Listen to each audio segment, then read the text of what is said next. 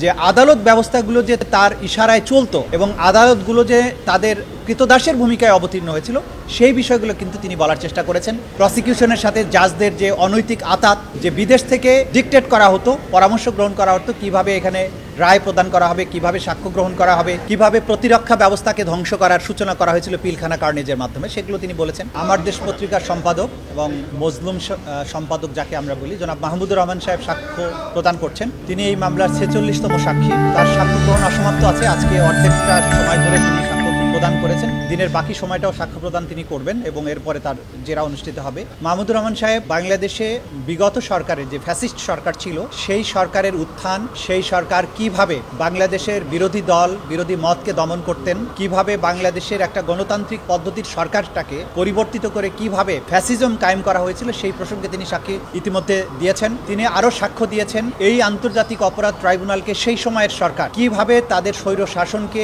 নিরাপত্তা দেওয়ার জন্য, স্বৈর শাসনের হাতকে শক্তিশালী করার জন্য ব্যবহার করা হয়েছিল, কিভাবে বিচার প্রক্রিয়াটাকে একটা তামাশায় পরিণত করা হয়েছিল, এইসব প্রসঙ্গে তিনি সাক্ষ্য প্রদান করেছেন ইতিমধ্যে এবং বাকি অংশগুলো তিনি আজকে বলবেন। তিনি 46তম সাক্ষী। তার সাক্ষ্য গ্রহণ শেষ হওয়ার পরে আমরা আশা করছি আর 2-1 সাক্ষ্য প্রদান করার মাধ্যমে এই মামলার সাক্ষ্য গ্রহণ সমাপ্ত হবে এবং সাক্ষ্য গ্রহণ সমাপ্ত হলে বিচারের যে নিয়মতান্ত্রিক যে প্রক্রিয়া আছে সেই প্রক্রিয়ায় বিচারটি সমাপ্তির দিকে ধাবিত হবে। এটাই আজকে আপনাদের কাছে বলার মতো বিষয়। যে আপনারা সবাই জানেন যে তিনি আসলে পটভূমির ব্যাপারে সাক্ষ্য দেবেন। সেই জন্য বিগত সরকার প্রথম থেকে কিভাবে ক্রমান্বয়ে একটা ফ্যাসিস্ট হয়েছে সেই সব বিষয় কিন্তু তিনি বলবেন। আজকে আংশিক বলেছেন এখন পর্যন্ত। বিডিআর হত্যাকাণ্ড, শাপলা চত্বর হত্যাকাণ্ড এবং বিচার ব্যবস্থাকে ধ্বংস করা, এই কয়েকটা উল্লেখযোগ্য বিষয় বলেছেন। হিটলার যেভাবে দমন করতেন প্রতিপক্ষকে, এই সরকার যে আগের সরকার যেভাবে প্রতিপক্ষকে দমন করতেন, হিটলারের মতো সামঞ্জস্যতা আছে, সেগুলো তিনি বলছেন। পূর্ণাঙ্গ বক্তব্যের পরে একটা কমপ্লিট পিকচার আপনাদেরকে দেওয়া সম্ভব হবে। শেষ সময় বিশেষভাবে তিনি যেটা বলেছেন যে আদালত ব্যবস্থাগুলো যে তার ইশারায় চলতো এবং আদালতগুলো যে তাদের কৃতদাসের ভূমিকায় অবতীর্ণ হয়েছিল সেই বিষয়গুলো কিন্তু তিনি বলার চেষ্টা করেছেন।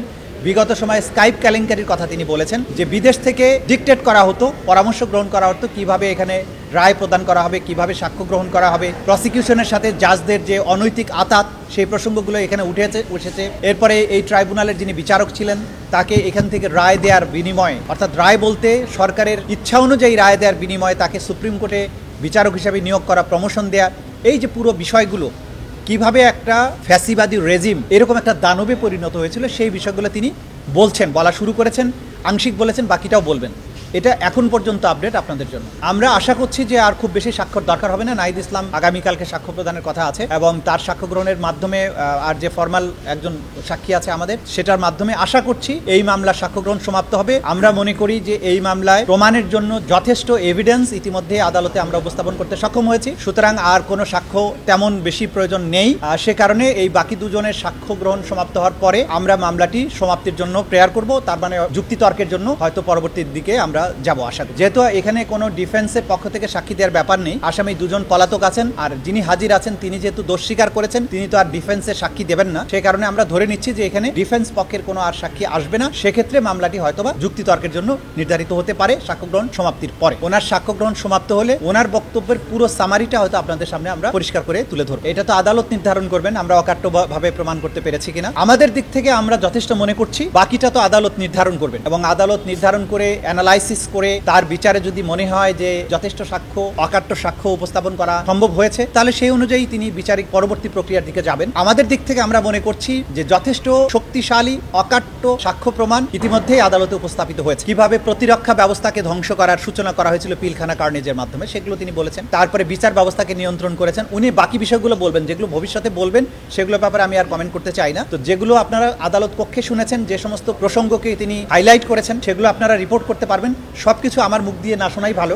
বাকিটা আদালত কক্ষে উনি যেভাবে বলেছেন সেভাবে আপনারা